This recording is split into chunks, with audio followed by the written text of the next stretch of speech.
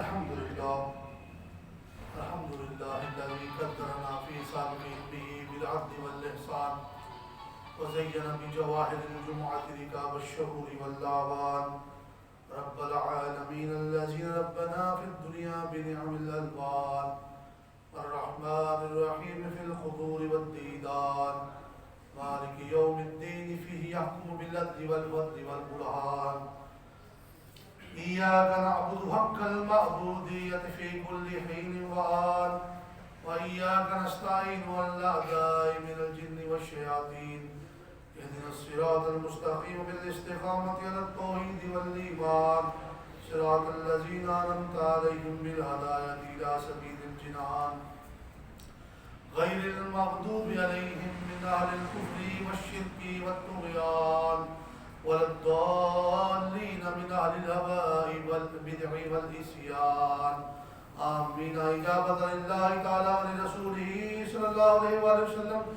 شوقا إلى لقاء الرحمن ونشهد أن لا إله إلا الله وحده لا شريك له إلها واحدا صمدا قادرا قهارا ملكا جبارا للذنوب غفارا للعيوب ستارا ونشهد أن سيدنا وسندنا ومولانا وملجانا ومأوانا محمدا المصطفى عبده ورسوله صلى الله عليه وعلى آله وصحبه وبارك وسلم كثيرا كثيرا أما بعد خصوصا على شيخ الكبار والصغار ومعدد العلم والوقار صاحب رسول الله صلى الله عليه وسلم في الغار الصادق الصديق والإمام التحقيق قاتل الكفار والزنديق أمين المؤمنين وإمام المتقين أبي بكر الصديق رضي الله تعالى عنه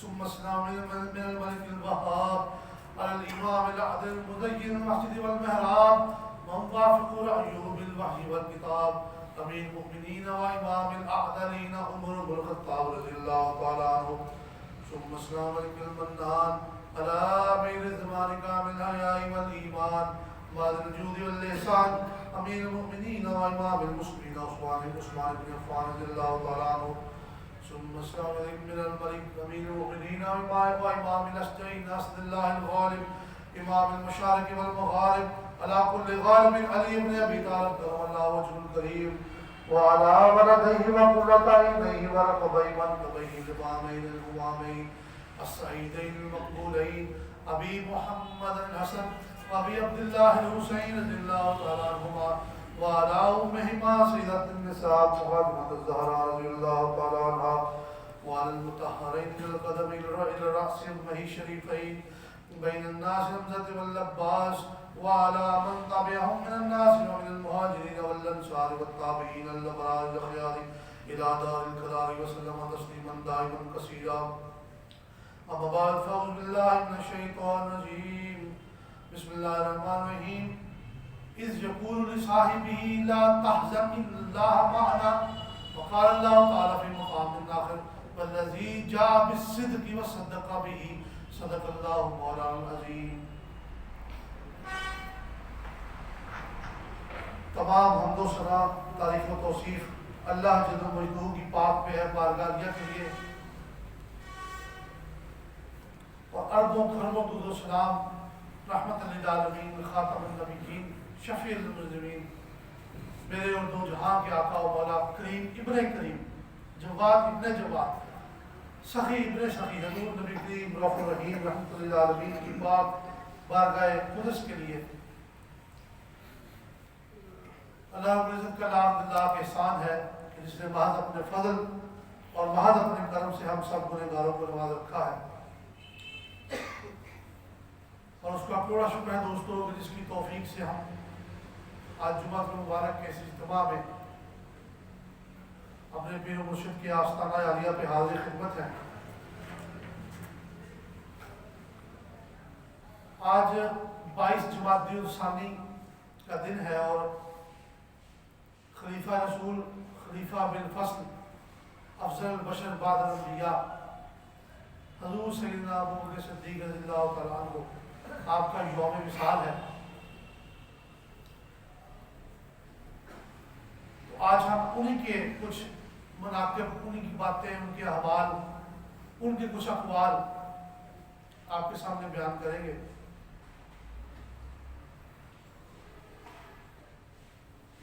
سب سے پہلے ہستی جنہوں نے نبی پاک صلی اللہ علیہ وسلم کے ساتھ وفا کرنے کی انتہا کر دی، وہ ہستی جو صاحب حضور کے صاحب مزار بھی ہیں، صاحب غار بھی ہیں، اور سفر و حضر کے ساتھی بھی ہیں، جو زمانہ جاہلیت میں بھی ویسے ہی تھے جیسے زمانہ اسلام میں تھے، پاک صاف اور مطہر۔ زمانہ جاہلیت میں بھی آپ کے اندر جاہلیت والی کوئی بات نہ تھی، اور سرکار دو عالم اسلام کے ساتویں پشت پیچھے جا کے حضرت سیدنا ابوبکر صدیق کا اور حضور کا سلسلہ نسب آپس میں مل جاتا۔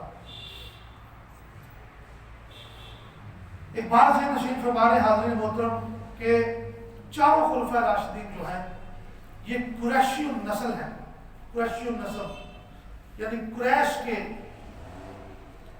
کے ذات کے رہنے والے ہیں، قریشی ہیں، لیکن شاخیں یا گود جسے ہم کہتے ہیں وہ الگ الگ ہیں۔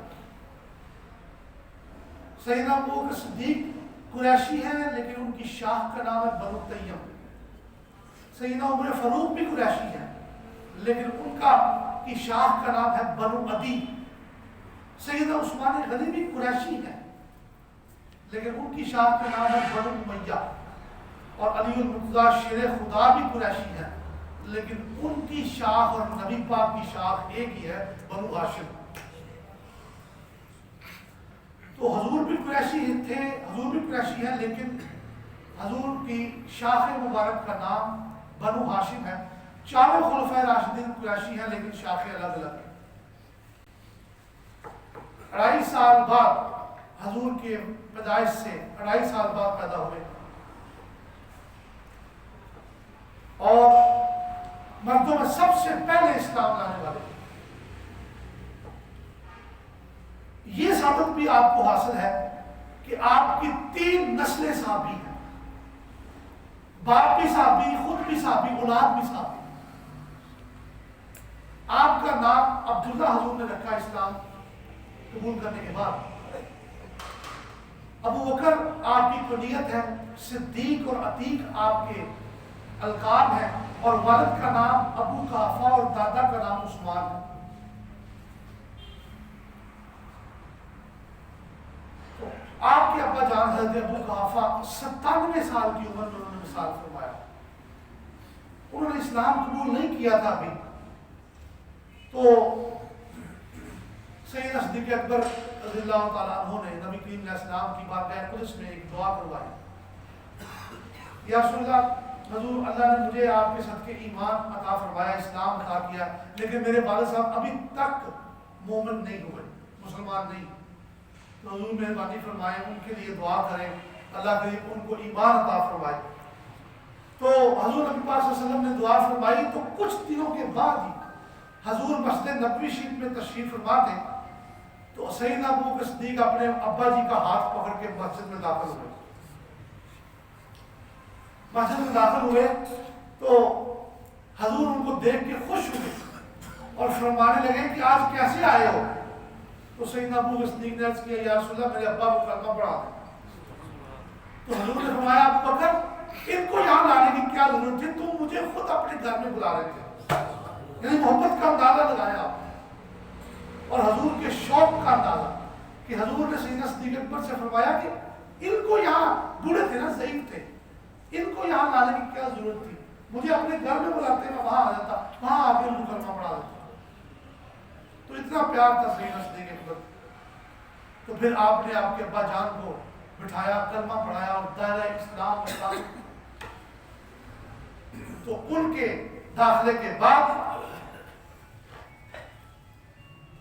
یہ 3 نسلیں صحابی رسول کا شرف انہوں نے حاصل کیا، والد بھی صحابی، خود بھی صحابی، اولاد بھی صحابی۔ اور آپ میں سے کون سا ایسا شخص ہے جو یہ نہیں جانتا کہ سیدنا صدیق اکبر کی صاحبزادی حضور کے عقد مبارک میں تھی، بی بی سیدہ عائشہ پاک۔ تو 2 بیٹے آپ کے ہوئے محمد اور عبد الرحمن، اور 3 بیٹیاں ہوئی، بی بی عائشہ، بی بی اسما اور ایک اور صاحبزادی تھی۔ تو حضرت محترم حضور نبی کریم علیہ السلام نے سیدنا ابو بکر صدیق رضی اللہ تعالیٰ عنہ کو ارشاد فرمایا کہ یا ابا بکر انت عتیق من النار، کہ اے میرے ابو بکر تم آگ سے آزاد ہو، آگ سے آزاد ہو۔ تو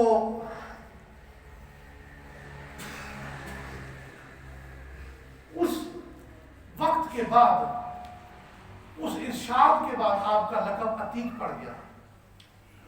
اور آپ کو صدیق کیوں کہتے ہیں، اس پر ہم ذرا بعد میں آتے ہیں، پہلے آپ کا یہ شان سنیں کہ قرآن حکیم نے حضور سیدنا صدیق اکبر کے جملہ فضائل بیان فرمائے ہیں۔ جب اسلام کا سورج طلوع ہوا ریگزار عرب میں، حضور نے اعلان نبوت فرمایا تو نبی پاک کی اور مسلمانوں کی دشمنی بڑھ گئی، حضور کی دشمنی بڑھی، کفار نے حضور کو اور حضور کے ساتھیوں کو طرح طرح سے نقصان، پریشانی، ظلم و ستم کرنا شروع کر دیا، اور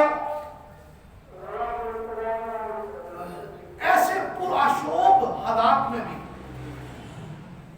سیدنا صدیق اکبر رضی اللہ تعالیٰ عنہ نے اپنی تبلیغ نہیں چھوڑی، اپنی تبلیغ جاری رکھی۔ ایسے پرآشوب حالات کے اندر ہر 10 آدمیوں میں سے 5 آدمی وہ ہوتے جو سیدنا ابو بکر صدیق کی تبلیغ سے مسلمان ہوئے۔ یعنی 10 آدمی مسلمان ہوئے نا، فرض کریں ایک دن میں یا ایک ہفتے میں 10 آدمی، تو ان 10 میں سے 5 آدمی وہ ہوتے جو ابو بکر صدیق کی تبلیغ سے مسلمان ہوئے رضی اللہ تعالیٰ۔ دوستان گرامی قدر، بڑے بڑے نام آپ ذرا سنتے جائیں، حضرت عثمان غنی، زبیر بن عوام، عبد الرحمن بن عوف، سعد بن ابی وقاص، طلحہ بن عبداللہ، خالد بن سعید بن العاص، حضرت ابو عبیدہ، ابو سلمہ، حضرت عثمان بن مظعون، یہ وہ صحابہ ہیں، اور یہ سارے اشرا مبشرہ میں شامل ہیں۔ یہ وہ صحابہ ہیں جو سرکار سیدنا صدیق اکبر کی وجہ سے مسلمان ہوئے۔ اور آپ کو پتا ہونا چاہیے کہ اسلام سے قبل حضور سیدنا عثمان غنی سیدنا ابو بکر صدیق کے دوست تھے، کیونکہ وہ بھی تاجر تھے، یہ بھی تاجر تھے، تجارت کرتے تھے۔ تو سیدنا ابو بکر صدیق نے جب کلمہ پڑھ لیا تو حضرت عثمان غنی تشریف لائے سیدنا صدیق اکبر کے پاس اور کہنے لگے کہ بھائی میرا تو سارا کچھ ہی آپ کے ساتھ تھا، میرا نفع بھی آپ کے ساتھ ہے، نقصان بھی آپ کے ساتھ، اب آپ نے جس نبی کا کلمہ پڑھا مجھے بھی انہی کے پاس لے جائیں اور مسلمان کروا دیں۔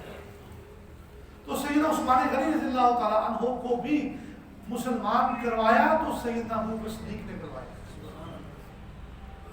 تو بات کرنے کا مقصد یہ تھا کہ ہر 10 آدمی جو مسلمان ہوتے تھے اس زمانے میں، ان میں سے 5 وہ ہوتے تھے جن کو میرے اور آپ کے آقا و مولا سیدنا ابو بکر صدیق کہتے تھے کہ چلو کلمہ پڑھو۔ یہ اسلام کے وہ اختر ہائے طابہ ہیں جن کی مثال بعد میں نہیں ملتی، لیکن ان کا مرکز شمسی وہ سیدنا ابو بکر صدیق کی ذات ہے۔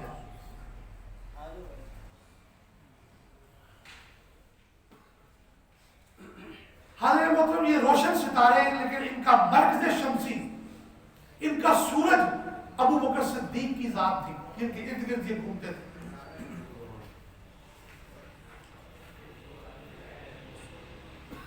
اب آئیے آپ کے مبارک کنیت کی طرف، جس کو ہم جانتے ہیں لفظ ابو بکر کے نام سے۔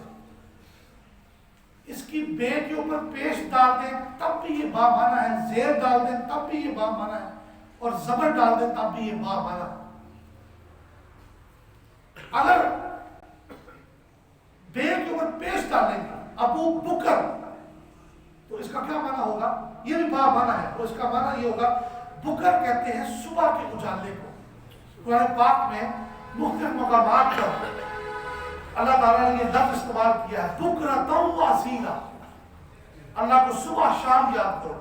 بکر کہتے ہیں صبح کے اجالے کو اور اصیلا کہتے ہیں شام کو۔ تو اگر ہم لفظ کریں گے ابو بکر تو اس کا معنی بنے گا وہ ہستی جس کے ذریعے اسلام کا سورج طلوع ہوا۔ اور اس میں کوئی شک نہیں دوستو، سب سے پہلے کلمہ کس نے پڑھا؟ سیدنا صدیق اکبر نے، اور ان سے اسلام کا آگے آغاز ہوا۔ مردوں میں سب سے پہلے آپ نے پڑھا، خواتین میں حضرت عمر پاک سیدہ خدیجہ الکبریٰ نے۔ تو لفظ ابو بکر کا معنی ہوگا وہ ہستی جس کے ذریعے اسلام کا سورج طلوع ہوا۔ اب آئیے بے کے نیچے زیر لگائیں تو کیا بنے گا؟ ابو بکر۔ تو بکر باکرہ لفظ سے نکلا ہے، اور باکرہ اس عورت کو کہتے ہیں جس نے کبھی کسی غیر محرم مرد کو نہ چھوا ہو، کبھی کسی کوئی بدکاری نہ کی ہو، کوئی گناہ نہ کیا ہو، جو پاک صاف ہے، اسے باکرہ کہتے ہیں۔ تو اس کا لفظ جو با کے نیچے زیر لگانا ہے ابو بکر، اس کا معنی بنے گا وہ ہستی جس نے کبھی کسی گناہ کو چھوا تک نہیں۔ ابو بکر، اور یہ بات ذہن نشین فرمانے کہ حضور سیدنا صدیق اکبر ان چند ہستیوں میں شامل ہیں، ان چند ہستیوں میں پہلے ہیں جنہوں نے دور جاہلیت میں بھی کوئی حرام کام نہیں کیا۔ جب حضور کا کلمہ نہیں پڑا تھا ابھی تک، جب آقا دو جہاں نے اعلان نبوت فرمایا نہیں تھا، اس وقت بھی حضرت سیدنا صدیق اکبر نے کوئی حرام کام، حرام گناہ نہیں کیا، اس کے قریب بھی نہیں گزرے۔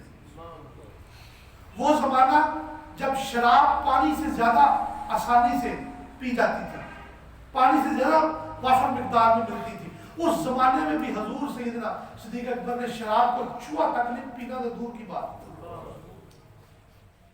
وہ زمانہ جب بت پرستی عام تھی، ہر طرف لوگ بتوں کو پوجا کرتے تھے، حضور نے ابھی اعلان نبوت نہیں فرمایا تھا، اس وقت بھی سیدنا صدیق اکبر نے کسی بت کو سجدہ نہیں کیا تھا۔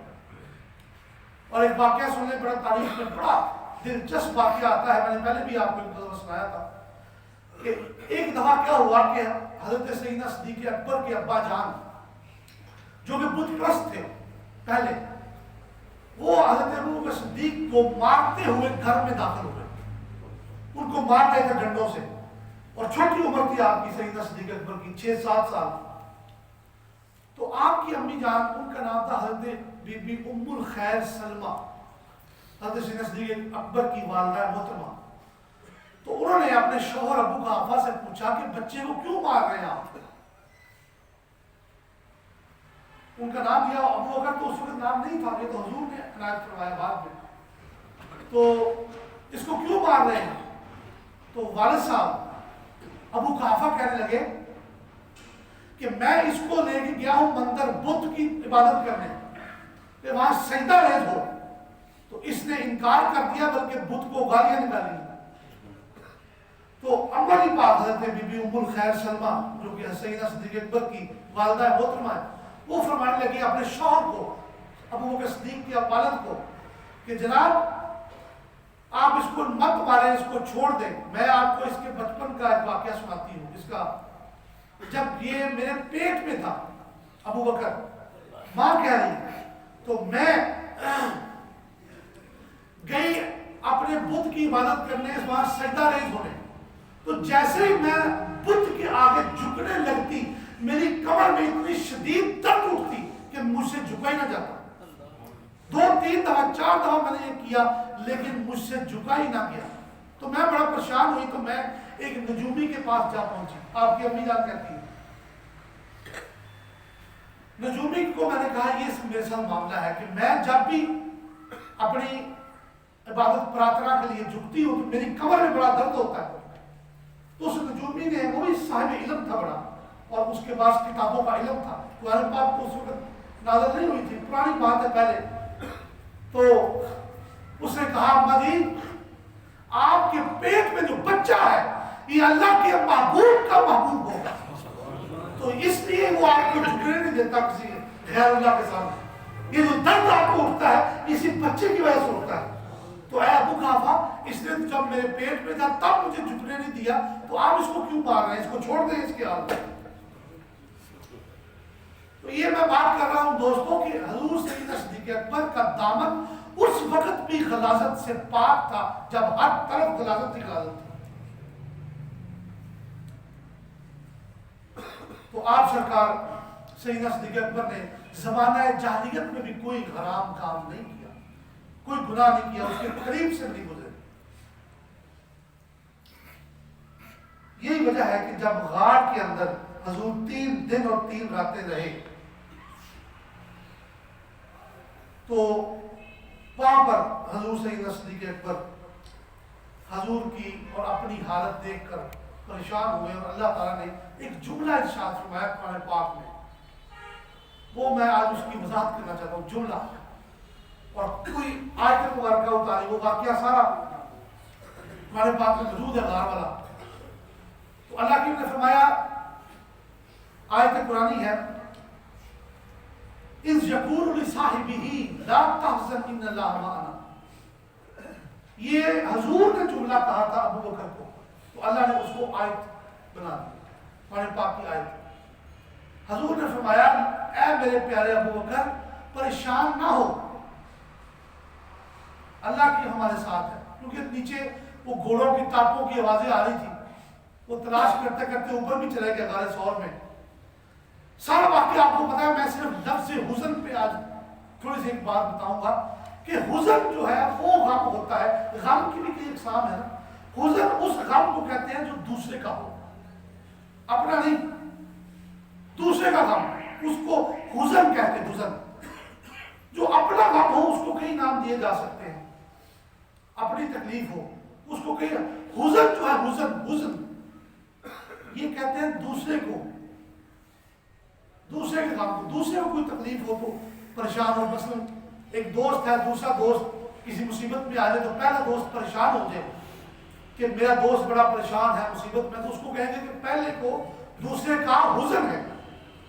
تو یہاں پہ نبی کریم علیہ السلام نے فرمایا ابو بکر کو لا تحزن، اے میرے ابو بکر پریشان نہ ہو، تمہیں میرا غم ہے کہ یہ حملہ کر دیں گے کفار، حضور کو نقصان پہنچا دیں گے، نہیں تم میرا غم نہ کرو، اللہ کی ان کی مدد ہمارے ساتھ ہے، ان اللہ معنا، اللہ ہمارے ساتھ ہے۔ اچھا اب یہاں یہ بھی نہیں فرمایا کہ اللہ میرے ساتھ ہے، نہیں فرمایا ہمارے ساتھ ہے۔ اس ٹکڑے میں بھی ذرا غور کریں کہ ابو بکر کو اپنی ذات کے ساتھ ملا کے کہا کہ ان اللہ معنا، اللہ ہمارے ساتھ ہے۔ تو حضرت محترم حضور سیدنا صدیق اکبر کو حزن تھا، غم تھا تو مصطفیٰ کی ذات کا، حضور کو کوئی تکلیف نہ پہنچا دے، اپنا نہیں۔ یہی وجہ ہے کہ جب آپ سرکار دونوں پاک ہستیاں سیدنا صدیق اکبر اور نبی پاک کی ذات جب روانہ ہوئے تو مدینہ منورہ میں ہجرت مدینہ کا بڑا مشہور واقعہ ہے، تو وہاں پہ ان کافروں نے چوکی لگا رکھی تھی پولیس کی، اس وقت کی پولیس کی۔ تو سرکار دو عالم کجاوے میں تھے، ان پر کجاوا تھا، اور حضرت سیدنا صدیق اکبر باہر تھے۔ تو اب وہ جو کفار تھے انہوں نے سیدنا صدیق اکبر کو نہیں پہچانا کہ یہ کون ہے، ان سے پوچھا کہ بھائی آپ کا کیا تعارف ہے؟ حضرت سیدنا ابو بکر صدیق نے بتایا میرا نام عبداللہ ہے۔ تو انہوں نے کہا یہ کون ہستی ہے؟ اب اگر وہ یہ کہہ دیتے کہ یہ نبی پاک ہے تو پھر یار غار کون کہتا؟ تو اگر خدا نہ خواستہ جھوٹ بول دیتے کہ یہ کوئی اور ہے، مصطفیٰ نہیں ہے، تو پھر صدیق کون کہتا؟ بات سمجھے؟ پھر صدیق کون کہتا؟ تو آپ نے کیا فرمایا؟ یہ وہ ہستی ہے جس نے مجھے سیدھی راہ دکھائی۔ حضور نبی پاک کی طرف اشارہ کر کے فرمایا یہ وہ ہستی ہے جنہوں نے مجھے سیدھی راہ دکھائی، اور اس میں کوئی شک ہے؟ مصطفیٰ نے سب کو سیدھی راہ دکھائی قیامت تک آنے والوں کو۔ تو آپ نے بڑا پیارا جواب دیا، سچ بولا اور وفا کی بھی انتہا کر دی، بے وفائی بھی نہیں کی مصطفیٰ سے۔ فرمایا کہ یہ وہ ہستی مبارکہ ہے جنہوں نے مجھے سیدھی راہ دکھلائی۔ تو جب آپ سرکار نے یہ جملہ ارشاد فرمایا تو پھر انہوں نے کہا جی ٹھیک ہے، آپ پھر مدینہ طیبہ کی طرف آپ رفتے سفر آپ نے باندھا۔ حضرت سیدنا علی المرتضیٰ شیر خدا رضی اللہ تعالیٰ عنہ مولا کائنات آپ سے روایت مروی ہے، یہ جو آیت میں نے ابھی پڑھی نا والذی جاء بالصدق وصدق بہ، اللہ نے فرمایا وہ لوگ، وہ ہستی پاک جو سچ لے کر آئی اور وہ ہستی جس نے اس سچ کی تصدیق کر دی۔ یہاں سے ابو بکر صدیق کی شان صدیقیت شروع ہوتی ہے۔ سیدنا علی المرتضیٰ اس روایت کے جو ہے وہ راوی ہیں، گواہ ہیں، شاہد ہیں۔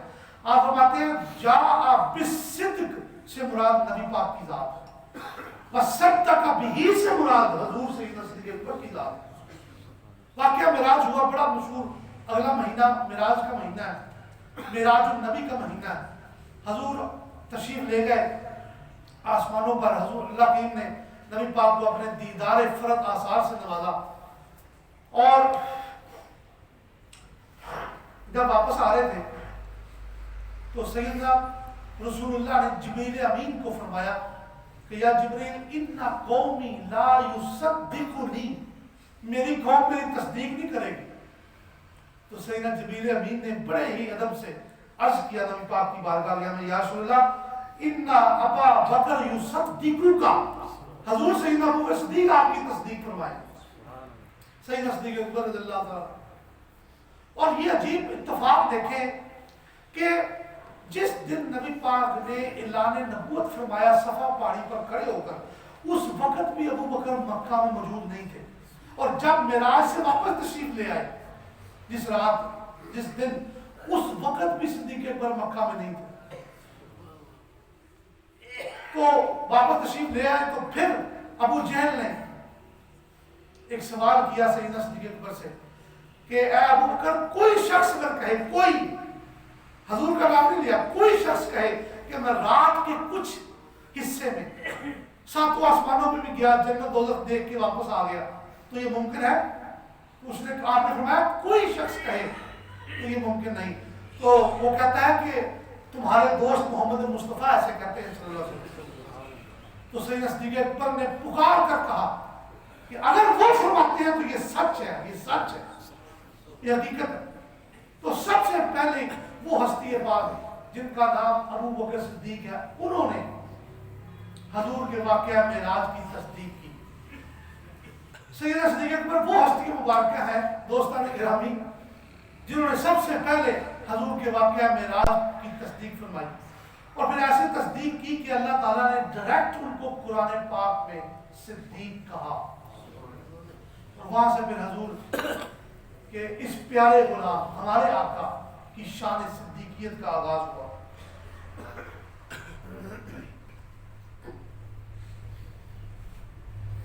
حاضر محترم، ایک لقب آپ کا جیسا کہ میں نے عرض کیا عتیق بھی ہے، اور عتیق لفظ عتق سے نکلا ہے، اور عتق سے کا معنی ہوتا ہے بچاؤ، بچنا۔ اور عتیق آپ کو اس لیے کہا کہ حضور نے ارشاد فرمایا کہ یا ابو بکر انت عتیق من النار، کہ آپ دوزخ کی آگ سے آزاد ہیں، دوزخ کی آگ ان پر حرام ہے، دوزخ کی آگ سے آزاد ہے۔ تو اس لیے آپ کا ایک لفظ مبارک عتیق بھی ہے۔ خانہ کعبہ کو بیت عتیق بھی کہا جاتا ہے۔ کیوں کہتے ہیں اس کو بیت عتیق؟ اس لیے کہ جب ہم وہاں جاتے ہیں، اس کا طواف کرتے ہیں، وہاں نماز پڑھتے ہیں، وہاں دعا کرتے ہیں، تو دوزخ کی آگ ہم پر حرام ہو جاتی ہے۔ خانہ کعبہ کی جب ہم زیارت کر لیتے ہیں، اس لیے اس گھر کو اللہ پاک نے بیت عتیق کہا۔ تو عتیق کا معنی کیا ہوا؟ وہ ہستی یا وہ جگہ جس پر دوزخ کی آگ حرام ہے، اثر انداز نہیں کر سکتی۔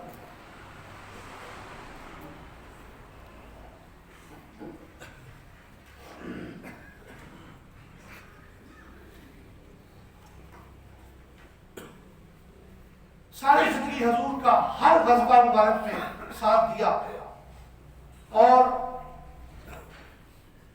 آپ کا ایک قول مبارک بڑا مشہور اور معروف ہوا سیدنا ابوبکر صدیق رضی اللہ تعالیٰ عنہ کا،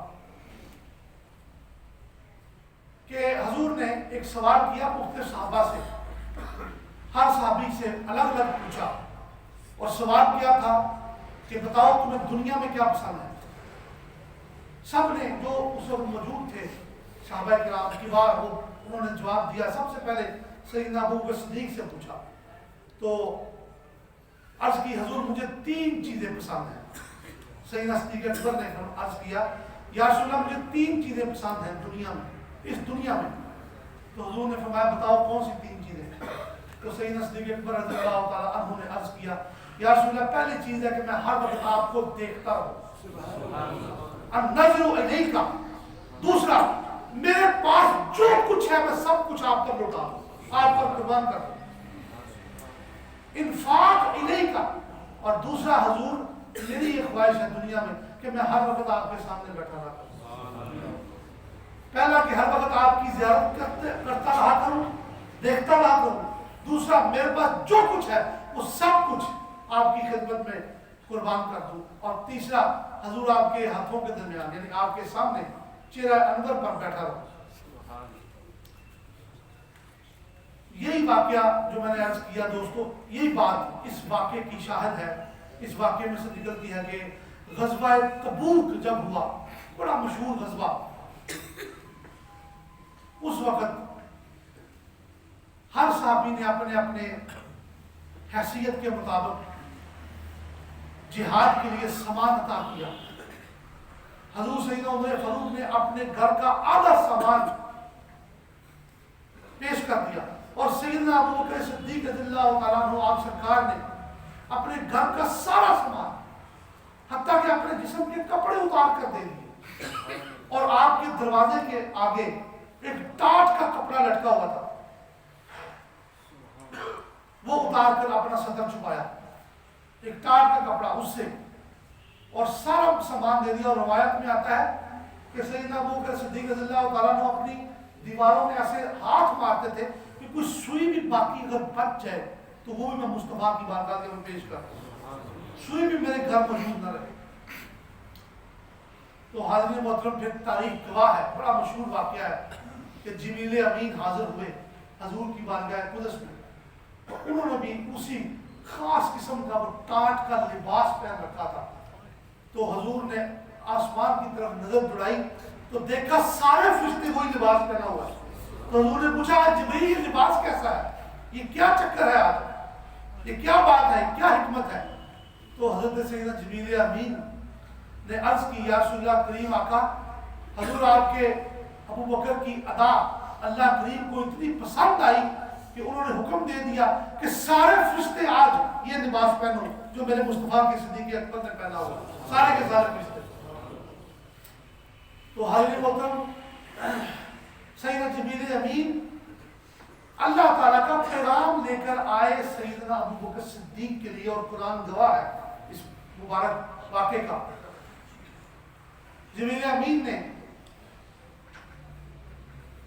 حضور نبی کریم علیہ السلام کے ذریعے اللہ کا پیغام پہنچایا ابو بکر کو، اور جبریل کہتے ہیں یا رسول اللہ کی پوچھتا ہے، اللہ کریم نے ابو بکر کو سلام بھیجا اور پوچھتا ہے کہ آپ کو مجھ سے راضی ہو، کیا آپ مجھ سے راضی؟ خدا پوچھ رہا ہے سیدنا صدیق اکبر سے۔ تو سیدنا ابو بکر صدیق کی آنکھوں میں آنسو آ گئے اور عرض کرنے لگے یا رسول اللہ میں اللہ کی ان کی بارگاہ میں یہ جواب ہے کہ میں تو راضی ہوں، وہ مجھ سے ہمیشہ راضی رہے، وہ مجھ سے راضی رہے۔ پھر اس کو اللہ پاک نے وَلَسَوْفَ يَرْضَىٰ کے الفاظ کے ساتھ سورہ اعلیٰ کے اندر 30ویں سپارے میں وہ ذکر کیا۔ اور پھر حضور نبی کریم علیہ السلام نے ایک بار بڑی دعائیں دی سیدنا صدیق اکبر رضی اللہ تعالیٰ عنہ کو، کس وجہ سے کہ آپ کا ایک پیارا غلام، آپ کا پیارا امتی جس کو دنیا حضرت بلال حبشی کے نام سے یاد کرتی ہے، وہ امیہ بن خلف بدبخت یہودی کے غلام تھے، تو وہ اتنا مارتا تھا، آپ پر ظلم کرتا کہ کئی ٹن وزنی پتھر آپ کے سینے پہ رکھتا، تپتی ریت پر آپ کو لٹاتا اور آپ کا خون نکلتا، جلد سڑ جاتی، تو وہ آہد آہد کہتے حضور کا نام پکارتے ہیں۔ تو کسی نے پوچھا حضرت سیدنا بلال حبشی سے، آپ نے ایمان کیسے لائے، ایمان کیسے قبول کیا اسلام؟ انہوں نے کہا جی میں مکہ کی گرات تھی، بڑی پرانا واقعہ ہے، تو میرا جو یہ مالک تھا مجھے بڑا تشدد کر رہا تھا، تو مجھے بخار چڑھا ہوا تھا بڑا، تو میں سخت بیمار تھا۔ تو اس نے کہا یہ پوری جتنی بھی گندم پڑی ہے، جتنی بوریاں بھی ہیں، یہ تم نے آج پیس کر سونی ہے، ان کا آٹا بنا کر۔ تو مجھے بخار بہت زبردست تھا، تیز، تو اتنے میں رو رہا تھا اور آٹے کی چکی کے پاس گیا، تو اتنے میں ایک بڑی پیاری ہستی آئی، انہوں نے مجھے گرم دودھ پیش کیا، تو گرم دودھ پیش کیا اور فرمایا کہ تم جاؤ سو جا کے، یہ سارا آٹا میں پیس دیتا ہوں۔ تو وہ جو مبارک ہستی تھی، انہوں نے سارا آٹا جتنا بھی ان کے مالک نے کہا وہ پیس دیا۔ تو ان کی حضرت سیدنا بلال حبشی کی خدمت کی، ان کو دبایا، بخار تھا ان کو۔ تو جب وہ جانے لگے تو بلال حبشی نے کہا جی اپنا تعارف تو کرواتے جائیں، آپ کون ہیں، اتنی مہربانی مجھ پر کی؟ تو آپ نے فرمایا دنیا مجھے محمد کہتی ہے۔ تو جب ان کا حسن اخلاق دیکھا، جس دن انہوں نے اعلان نبوت فرمایا، میں نے اسی دن ہی کلمہ پڑھ لیا، لیکن یہ بدبخت جو تھا میرا مالک امیہ بن خلف، یہ مجھے کلمہ نہیں پڑھنے دیا۔ تو حضور کی یہ خواہش تھی کہ کوئی اللہ والا کوئی شخص جائے میرے بلال کو اس سے چھڑا کے لے آئے۔ تو سیدنا ابو بکر صدیق کے حصے میں یہ نعمت آئی، وہ پیسے لے کر گئے۔ تو جب جانے لگے نا تو نبی پاک نے کہا ہے ابو بکر اس سودے میں مجھے بھی شامل کر دو۔ اتنی بڑی بات تھی بلال حبشی کو چھڑانا، آزاد کروانا اس کے چنگل سے، اس کے ظلم سے، بلال حبشی کو اتنی بڑی بات تھی دوستو، اتنی بڑی سعادت تھی کہ حضور نے فرمایا سیدنا ابو بکر صدیق کو کہ ابو بکر اس سودے میں مجھے بھی شامل کر دو۔ تو آپ نے فرمایا حضور آقا اور غلام ایک سودے میں شامل نہیں ہو سکتے، آپ آقا ہیں، میں آپ کا غلام ہوں، بلال بھی آپ کا غلام ہے، تو آقا اور غلام ایک سودے میں شامل نہیں ہو سکتے، یہ نیکی میرے پرڑے میں ہی رہنے دے۔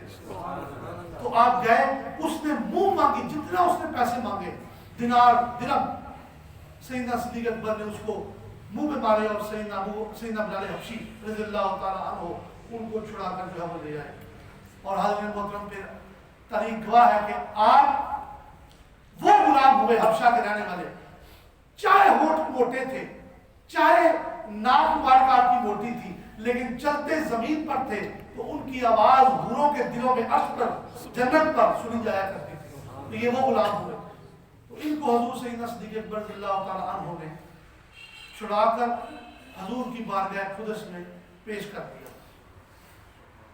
حضرت سیدنا صدیق اکبر رضی اللہ تعالیٰ عنہ وہ ہستی مبارکہ ہیں جو کہ نبی پاک کی توجہ اتحادی کا مظہر، توجہ اتحادی۔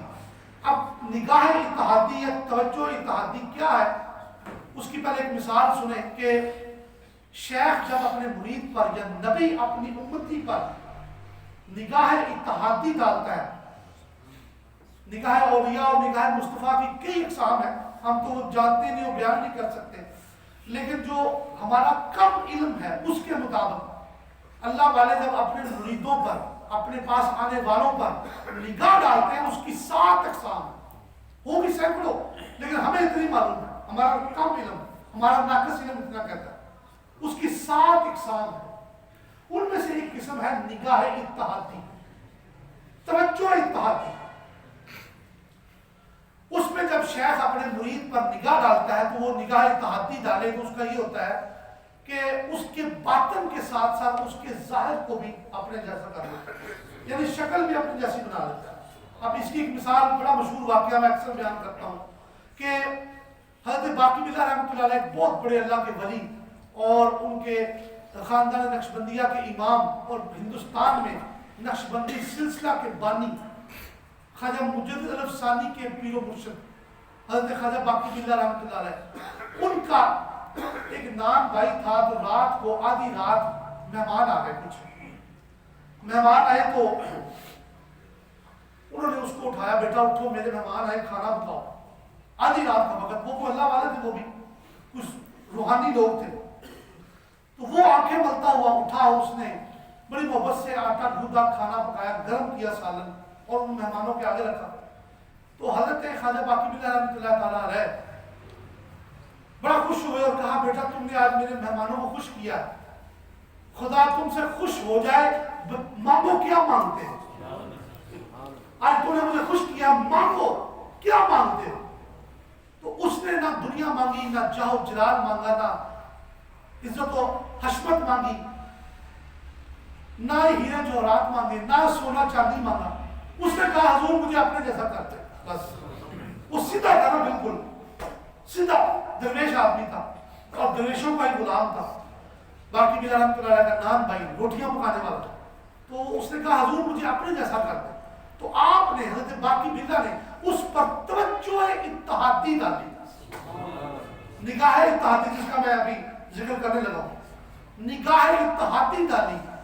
تو جب حجرے سے باہر نکلے کمرے سے تو پہچاننا مشکل ہو گیا تھا کہ کون باقی باللہ ہے اور کون نان بھائی، یعنی دونوں کی شکلیں ایک ہو چکی تھی. ہاں فرق یہ تھا کہ باقی باللہ حضرت باقی باللہ رحمۃ اللہ علیہ ہوش میں تھے اور یہ بدہوش تھا، ڈولتا تھا. تو 3 دن کے بعد ان کا وصال ہو گیا نان بھائی کا. تو یہی حضور کی توجہ اتحادی کے مظہر تھے سیدنا صدیق اکبر. کیسے؟ سنیں معاملات کہ جو واقعات میرے مصطفیٰ کے ساتھ پیش آئے وہی معاملات حضور سیدنا صدیق اکبر کے ساتھ پیش آئے. غار ثور میں 3 دن جب رہے تو حضور نبی پاک صلی اللہ علیہ وسلم سیدنا صدیق اکبر کی گود میں سر رکھ کے آرام کیا کرتے تھے، گود میں. تو حضور کی پیدائش سوموار والے دن ہوئی، سیدنا صدیق اکبر کی پیدائش بھی سوموار والے دن ہوئی. حضور کا وصال سوموار والے دن ہوا، سیدنا ابوبکر صدیق کا وصال بھی سوموار والے دن ہوا. حضور کی عمر مبارک 63 سال ہوئی، سیدنا ابوبکر صدیق کی عمر بھی 63 سال ہوئی. جس چارپائی پر مصطفیٰ نے وصال فرمایا اسی چارپائی پر حضرت ابوبکر صدیق نے وصال فرمایا. وصال کے بعد جو چادر مبارک میرے آقا دو جہاں کے اوپر دی گئی وہی چادر ابوبکر صدیق کے اوپر دی گئی. وصال سے قبل حضرت بی بی عائشہ صدیقہ کو بلایا حضور نے اور فرمایا کہ عائشہ مجھے مسواک کرواؤ. حضور نے وصال سے قبل اپنی زوجہ محترمہ ام المومنین حضرت بی بی سیدہ عائشہ پاک کو بلایا. تو بی بی عائشہ پاک نے اپنے منہ میں مسواک نرم کر کے وہ مصطفیٰ کو کروائی. اسی طرح حضرت ابوبکر صدیق کا جب وصال ہوا حضور سیدنا صدیق اکبر نے بھی وصال سے قبل اپنی بیٹی کو بلایا عائشہ صدیقہ کو اور فرمایا بیٹی مجھے مسواک کرواؤ. تو آپ نے اپنے منہ میں مسواک نرم کی پہلے بی بی عائشہ نے، پھر مصطفیٰ کو کروائی، پھر ابوبکر صدیق کو کروائی. یعنی جو واقعات حضور نبی کریم علیہ السلام کے ساتھ پیش آئے وہی سارے واقعات سیدنا صدیق اکبر کے ساتھ پیش آئے. اسے کہتے ہیں فنا فی الرسول. فنا فی الرسول، وہ رسول پاک کی ذات میں فنا تھے اور حضور کی توجہ اتحادی کے مظہر تھے. نبی پاک کا نواسہ میدان کربلا میں شہید ہوا.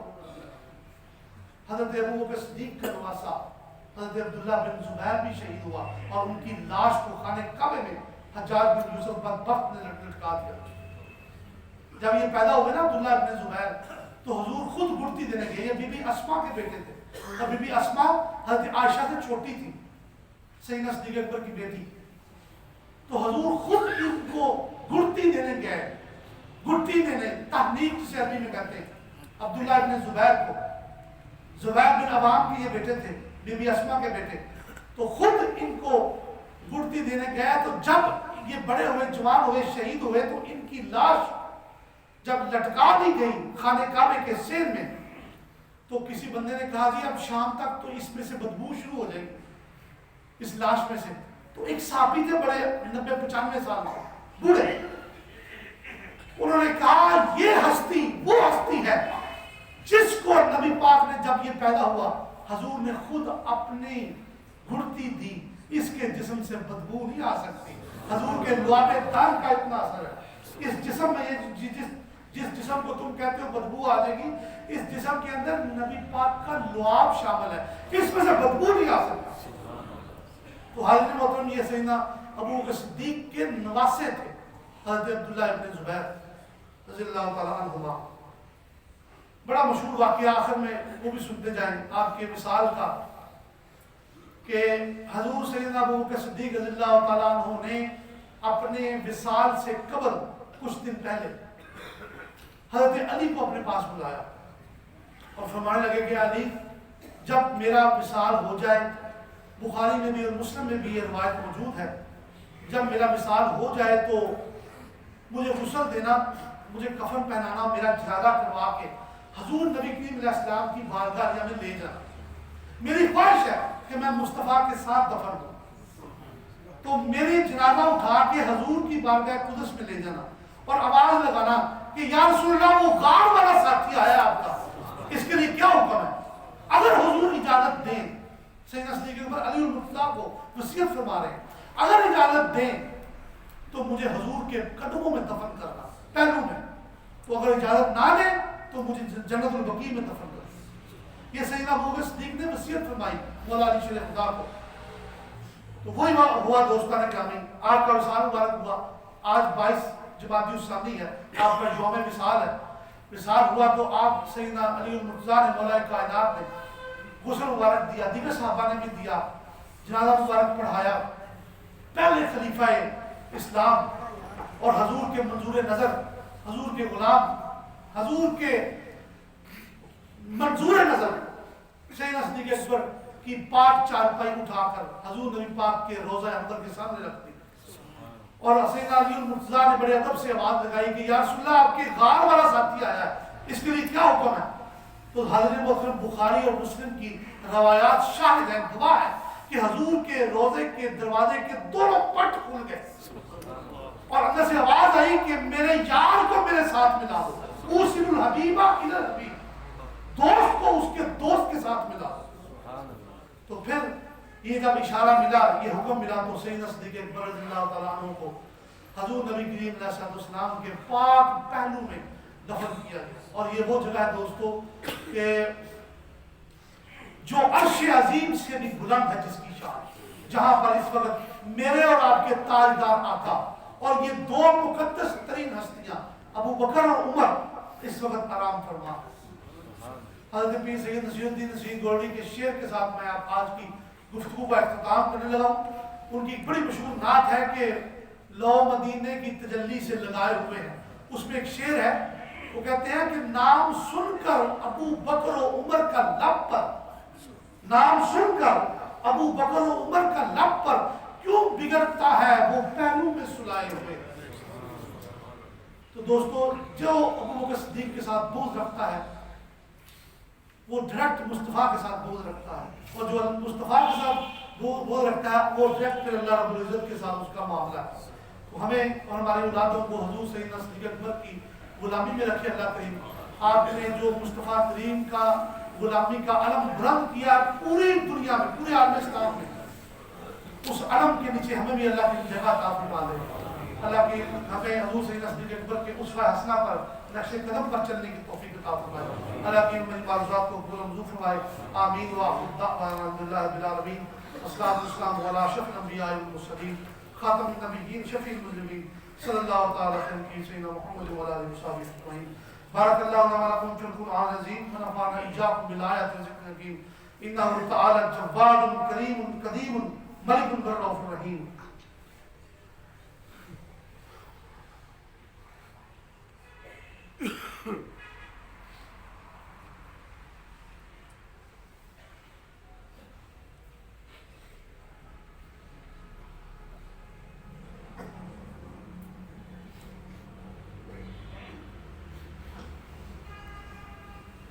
الحمدللہ الحمدللہ حمد کثیرا وسبحہ بکرۃ واسیلا وما ارسلناک الا مبشرا ونذیرا ونشهد ان لا اله الا الله وحده لا شريك له سميعا قديرا ونشهد ان سيدنا محمد عبده ورسوله مخاطب نحن نزلنا عليك القرآن تنزيلا ان الله وملائكته يصلون على النبي يا ايها الذين امنوا صلوا عليه وسلموا تسليما اللهم صل على سيدنا محمد وعلى ال سيدنا محمد بعدد من صلى وسلم.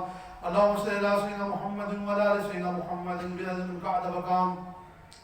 وصل على جميع الانبياء والمرسلين والملائكه المقربين وعلى اهل طاعتك اجمعين من اهل السماوات والارض برحمتك يا ارحم الراحمين. اللهم وفق لامير الزمان بانواع البركات والاحسان.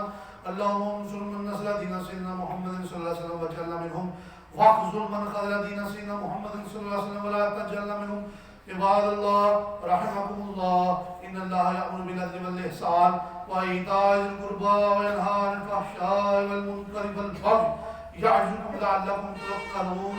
اذكروا الله العظيم الجبار يذكركم وادعوه يستجب لكم. ذكر الله تعالى أعلى وأولى وجل وتم وهم وعظم أكبر والله يعلم ما تصنعون.